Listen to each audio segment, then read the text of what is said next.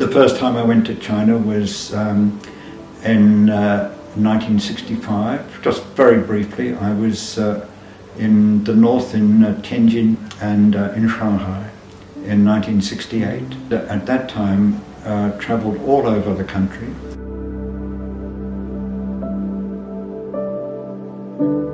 Managed to negotiate an exhibition of Australian paintings, landscape paintings. Wow. Still, the Australian landscape has its own distinctiveness, its own beauty and its own art. And so we had this landscapes exhibition, and that was the first major cultural presentation we did in China. And it went to Nanjing also, and we went down to Nanjing for the opening. There was also a children's choir. It was had achieved some, not fame, but prominence in Australia. It was called the Rosny Children's Choir. Sidney Nolan came to Beijing and looked at the embassy building, and he did a series of panels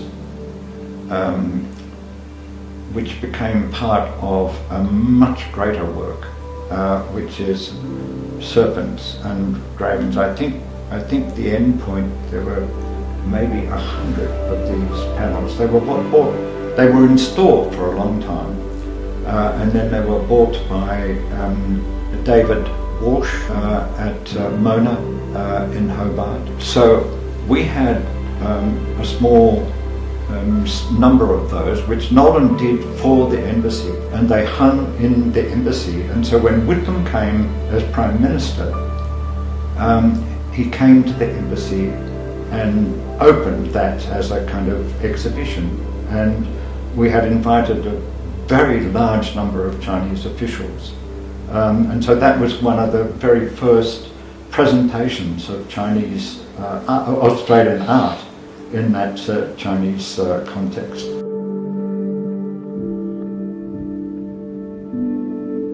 I'm a bit in awe of these artists.